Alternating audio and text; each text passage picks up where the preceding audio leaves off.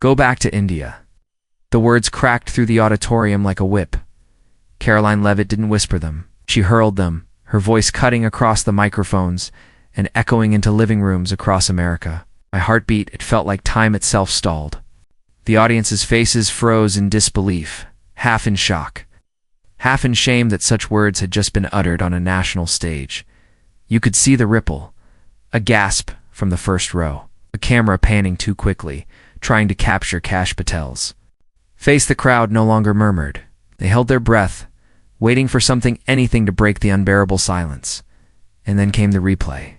Social media lit up like fireworks. Within minutes, the clip was chopped, captioned, and flung into the digital bloodstream. On TikTok, the insult repeated on loop, each replay stacking outrage upon outrage. Twitter hashtags began forming. In real time, one word, one phrase, go back, and suddenly millions of people were reliving the ugliness in unison. It wasn't just a comment. It was a dagger aimed at identity itself. To some, it was an insult too familiar, the kind thrown in school hallways, on subway platforms, and in anonymous comment sections. To others, it was a reminder. No matter how much you give, no matter how much you serve, someone will try to tell you that you don't belong. And yet, in that very insult lay the seed of something bigger, something no one on that stage, not even Karoline herself, could have predicted.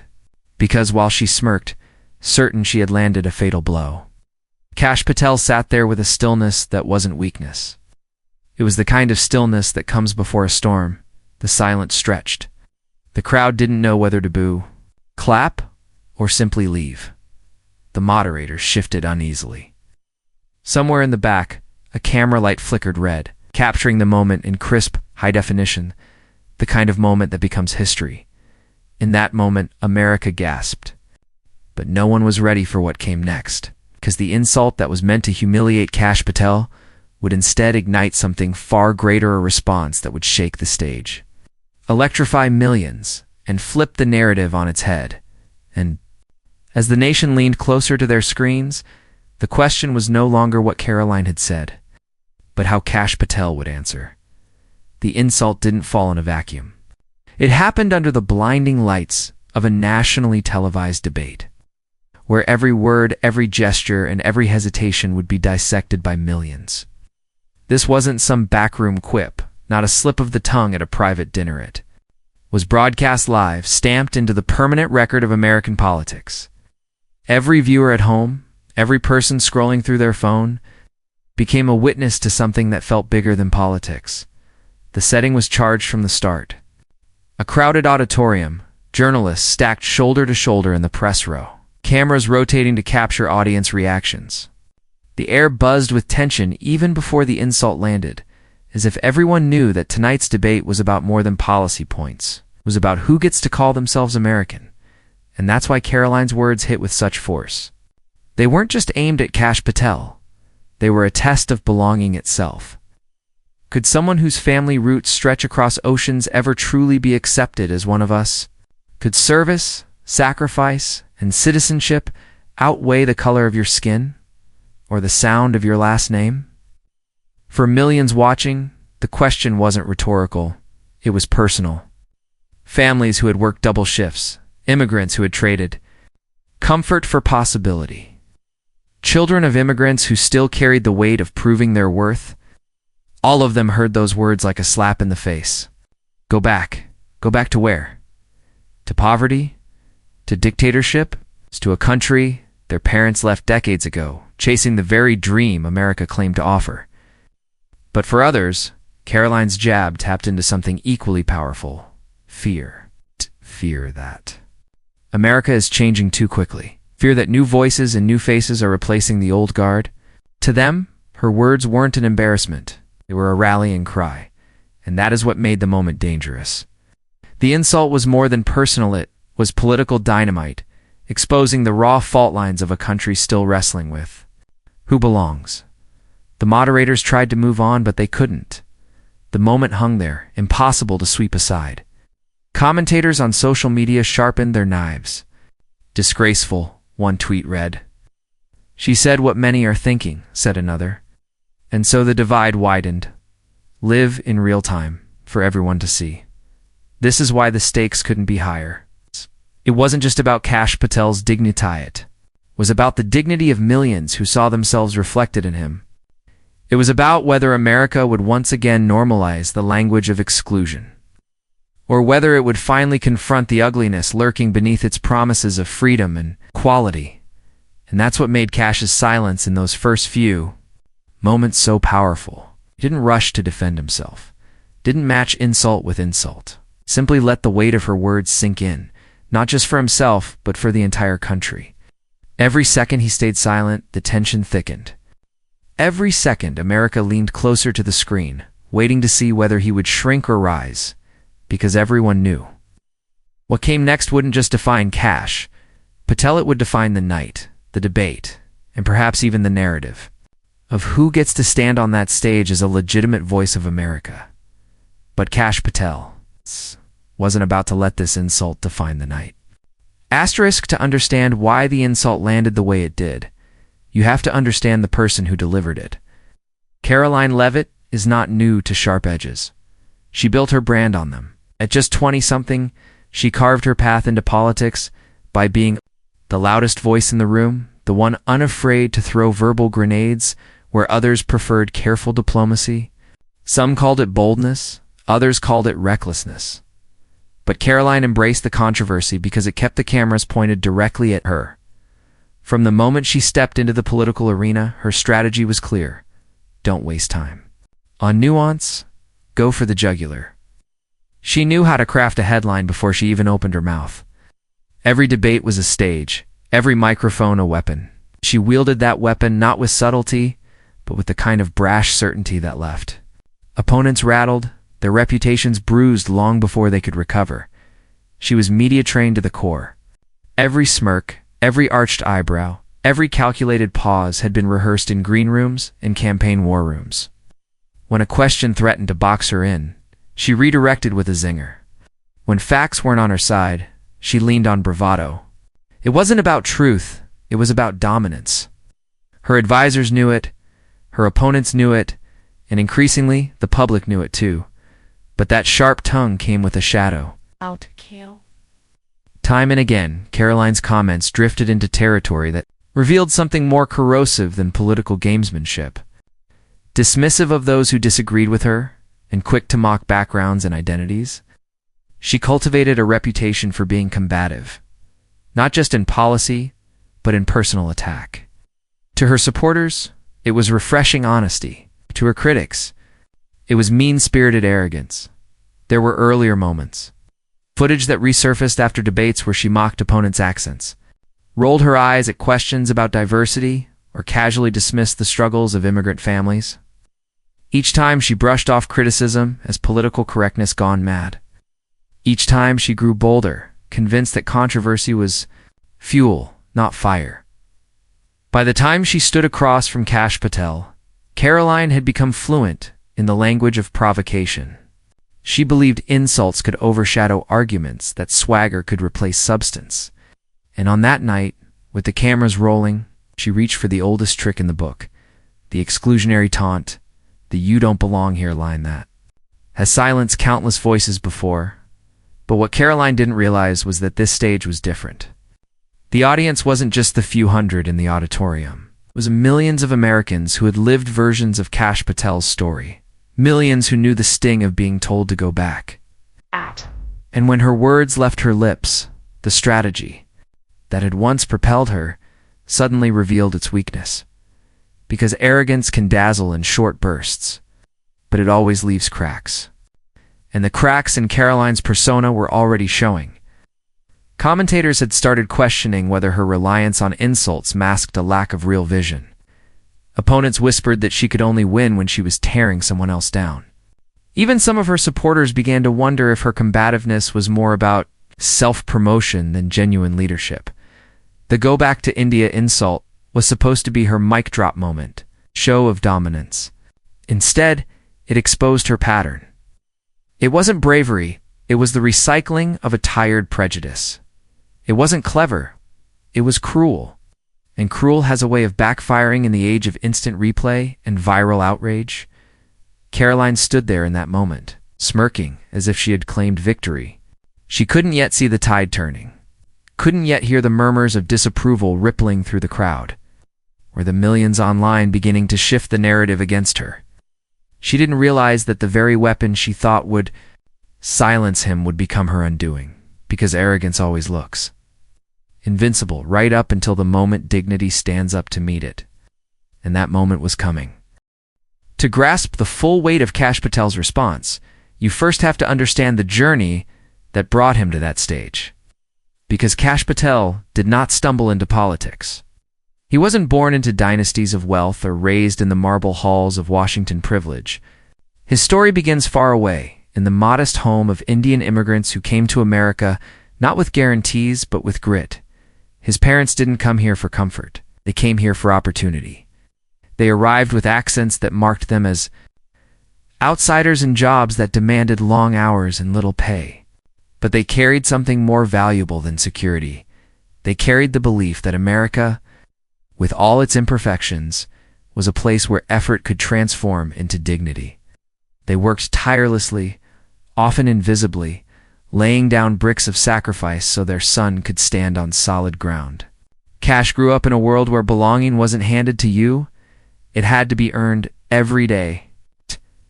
He knew the sting of childhood taunts, the questioning stares when his last name was called in class, and the way people sometimes measured his Americanness not by his actions but by the shade of his skin.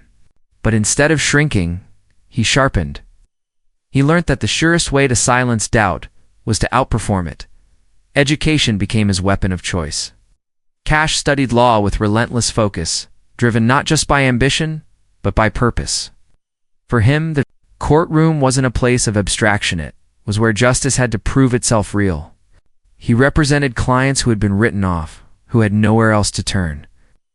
And with every case, he carved out a reputation for precision, for integrity, for refusing to bend when the stakes were highest. But Kash didn't stop at private practice. He believed that public service was the truest measure of gratitude to a country that had taken in his family.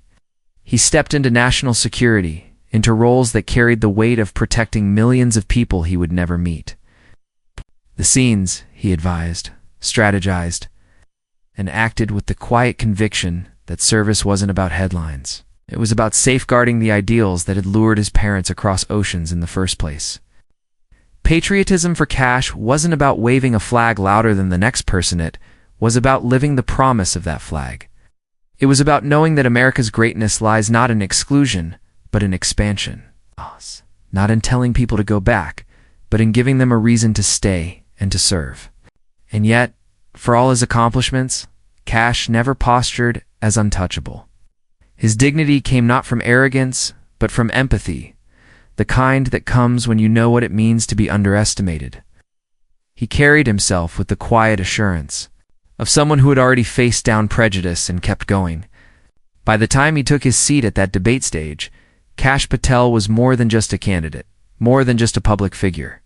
He was the embodiment of a story that millions recognized, the story of sacrifice turned into opportunity, of resilience turned into service. His very presence on that stage was proof of a promise fulfilled, that America, at its best, does not close doors, but opens them. And so, when Karoline Leavitt hurled her insult, it wasn't just an attack on him, it was an attack on everything that journey represented. It was a slap at his parents' sacrifices, a sneer at the decades of service he had given, and a dismissal of the blood, sweat, and faith that had built his path. But Kash knew something she did not. He knew that insults are temporary, but dignity endures. The audience didn't know it yet, but the stillness with which Kash absorbed her words wasn't hesitation. It was a calculation. It was the patience of a man who had prepared his entire life for moments exactly like this. Every childhood taunt, every uphill battle, every night his parents worked themselves to exhaustion, it had all been training. Because on this night, under those lights, in front of those cameras, all of that would come together in one defining moment. The moderators tried to steady the moment, their voices clipped and uneasy as they redirected to the next question. But Karoline Leavitt wasn't finished. She leaned into her microphone with that same smirk, doubling down as if daring Kash Patel to respond. "You see, folks," she said, gesturing toward him with a dismissive flick of her hand, "this is exactly the problem. People like him come here, take advantage of our system, and then pretend they're more American than the rest of us." "It's a joke." Gasps rippled through the crowd. A few claps rang out from her corner of supporters, but they were scattered and thin. Most of the audience shifted uncomfortably in their seats, eyes darting toward Kash. Was he angry? Was he hurt? Would he lash out? Karoline pressed harder, sensing weakness where there was none. She interrupted the moderators, cutting across their attempts to restore order. No, let me finish," she insisted, voice sharp, her tone dripping with the confidence of someone who believed she was untouchable. "Americans are tired of being told they're the bad guys. They're tired of being told that people like me should sit down while people like him lecture us about values." The arrogance was palpable. She wasn't making arguments anymore. She was swinging wildly, trying to land blows where she thought it would hurt most. Her remarks grew smug, almost gleeful, as though she were savoring the moment. But Kash remained still. He didn't flinch. He didn't interrupt, his hands folded loosely on the desk, his eyes fixed, calm and unshaken. The silence on his side became its own kind of power. It was as if every second he withheld his voice, her words echoed back louder, uglier, and emptier. The audience began to notice. The more Karoline raised her voice, the more shrill it sounded against Kash's steady composure. The imbalance became cinematic, arrogance clashing with dignity, noise colliding with silence. The cameras caught every detail, the twitch in her jaw, the tightening in her tone, the way she grew louder, precisely because he would not. And then came the moment the room itself seemed to turn. A woman in the crowd shook her head visibly. A man leaned toward his neighbor and whispered, clearly unimpressed. On social media, live-stream chat boxes lit up. "She's going too far. Why isn't he saying anything? Wait for it." The moderators looked increasingly desperate, their attempts to move forward collapsing under Karoline's interruptions. But Kash's composure was no accident. It was strategy. He knew that arrogance feeds on attention, that letting her unravel herself was more powerful than any immediate retort. Still, the tension in the room became unbearable. The clash wasn't just between two candidates anymore, it was between two visions of America. One, clinging to exclusion and insults, the other embodying patience, restraint, and an unshakable sense of belonging. The room could feel it. The nation could feel it. Karoline leaned back, laughed into her microphone, and delivered one last jab. "Maybe if you don't like it here so much, you really should just pack your bags. It's that simple." The line dropped like a stone. The silence afterward wasn't supportive. It was heavy, condemning, and almost embarrassed for her. And that was when it happened. Kash Patel, who had remained still through the storm of insults, finally stirred. Slowly, deliberately, he adjusted his posture. His hands unfolded, his shoulders squared, and his gaze lifted from the desk to meet hers directly. The audience leaned forward instinctively, sensing the shift. Even the cameras seemed to zoom tighter, as though the machinery itself knew the moment was about to change. And then, Kash finally leaned forward. Kash Patel leaned forward. The air tightened. The crowd shifted, restless, sensing the silence was about to break. He didn't raise his voice. He didn't slam the table. He began with a calm so deliberate it demanded attention.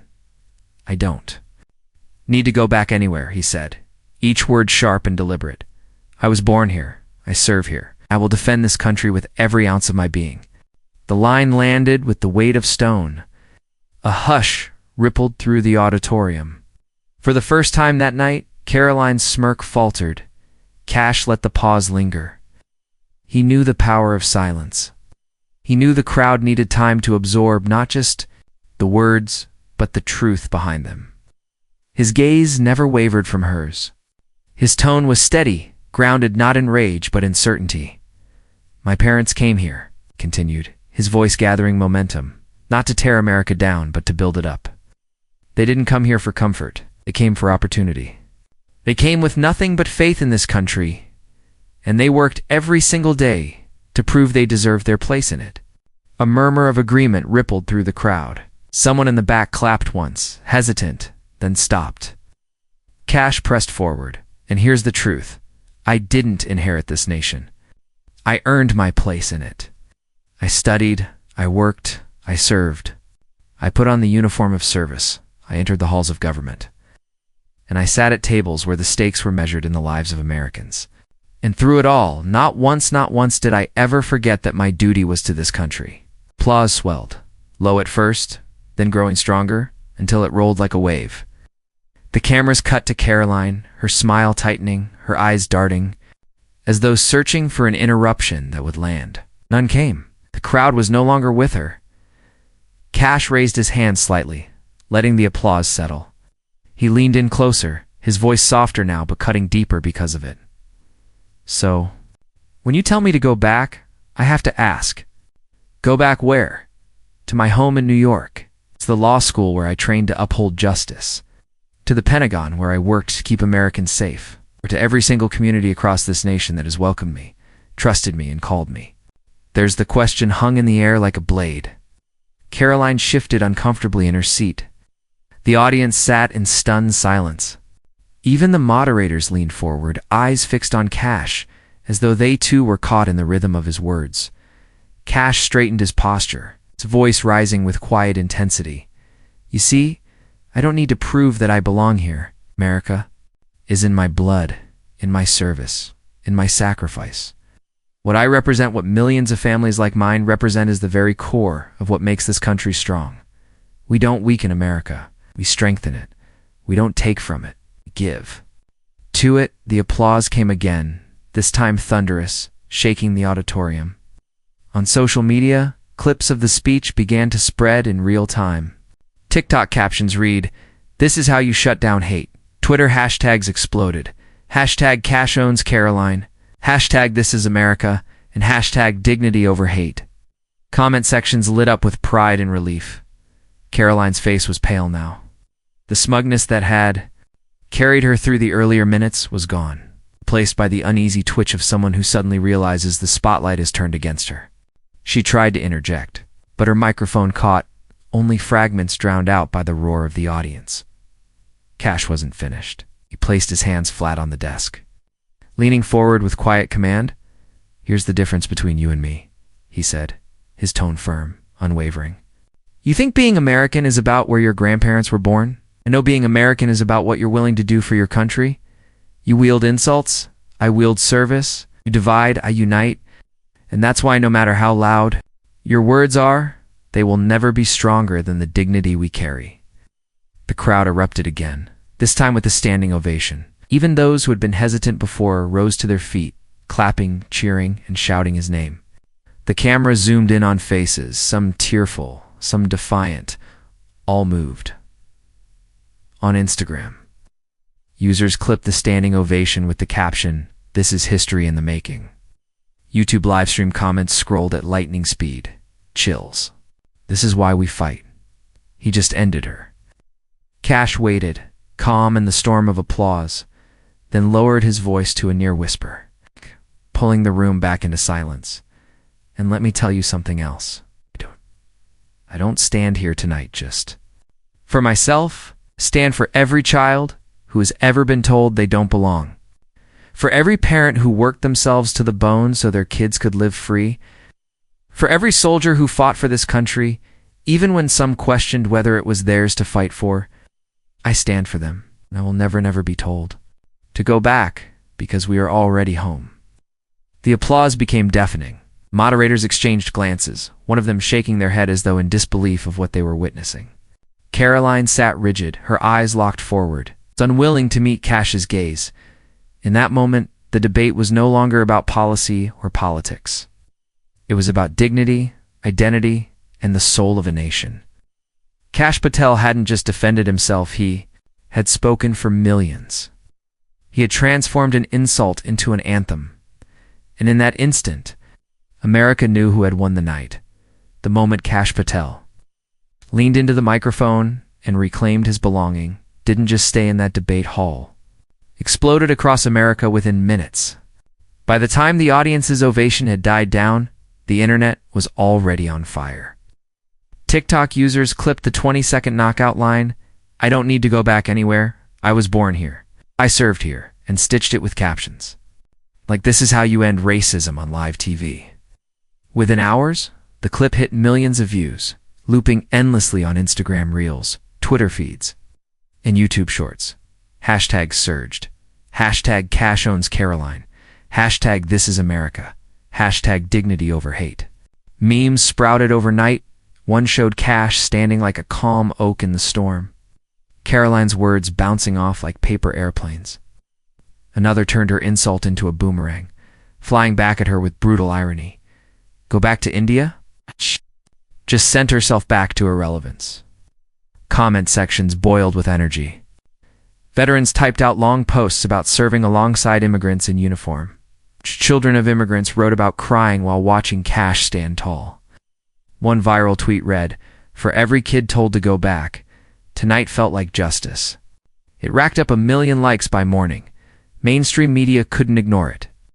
CNN replayed the exchange on loop with the headline, "Insult backfires.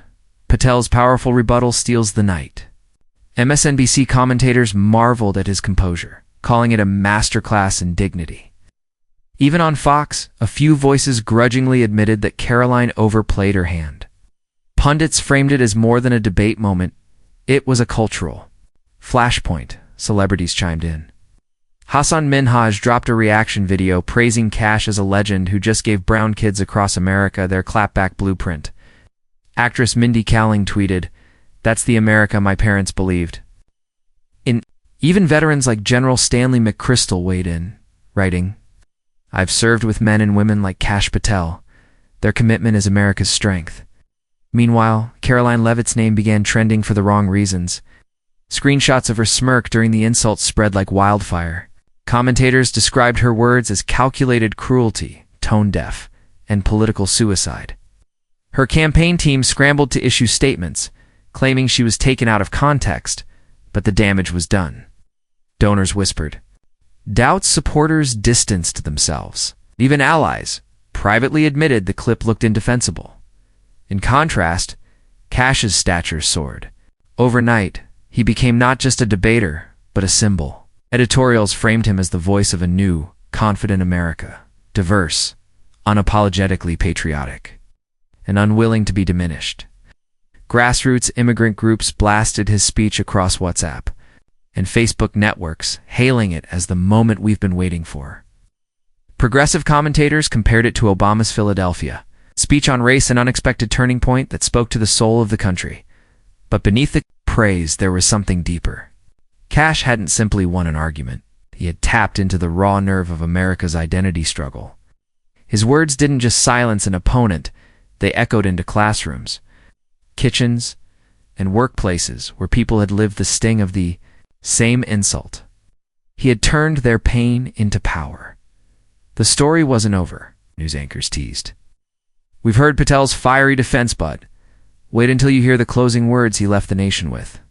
Talk show hosts promised exclusive breakdowns of his full remarks. Clips of the night ended with suspenseful fades, as if to say, if you think this was powerful, just wait, because while the insult had sparked the fire, it was Kash's final.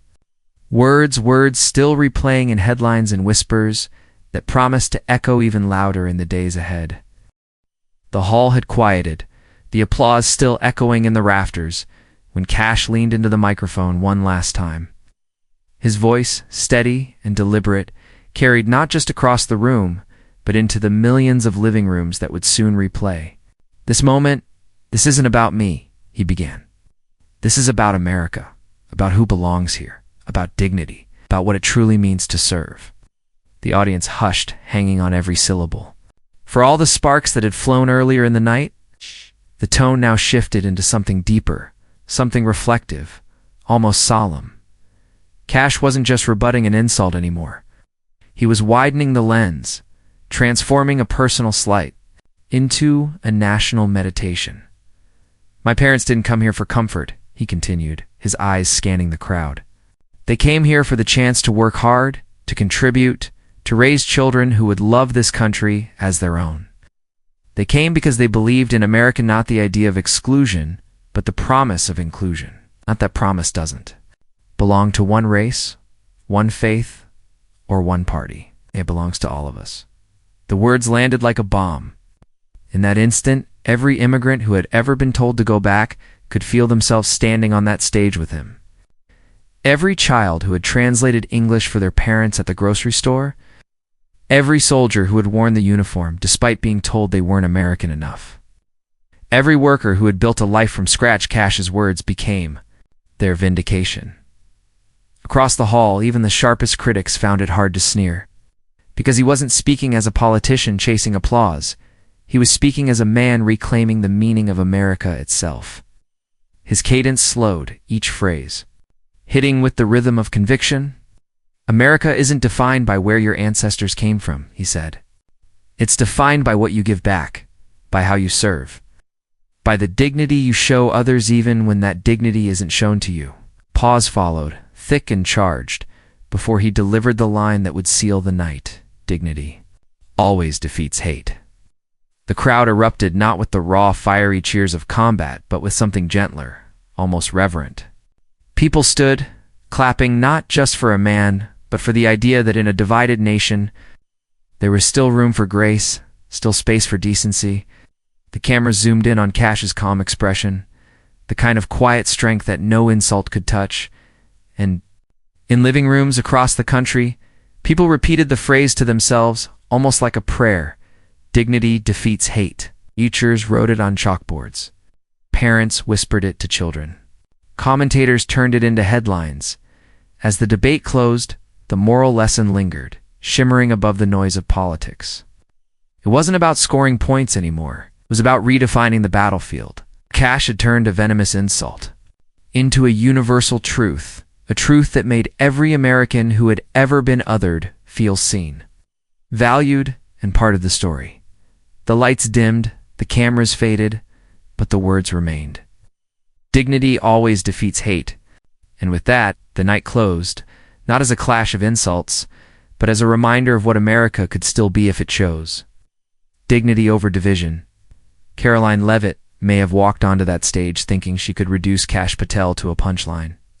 With 3 words, "Go back to India," she tried to erase his story, his service, and his belonging. But instead of humiliation, America witnessed something far more powerful: resilience, grace, and the quiet strength of a man who refused to be diminished. What she intended as a dagger became the spark of his defining moment. And in the end, it wasn't Karoline's insult that echoed across the nation. It was Kash's calm defiance, a steady reminder that America's greatness isn't measured in cheap applause lines or empty attacks, but in the dignity we show one another, especially when tested. She hurled words meant to divide. He answered with a vision meant to unite.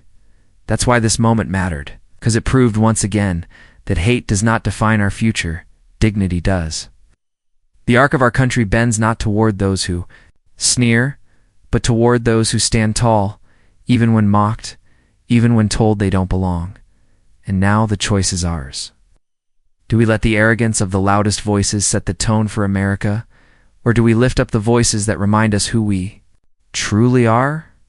If you believe in justice over arrogance and dignity over insults, if you believe America is stronger when it belongs to all of us, then stand with us, subscribe, share, and be part of this movement.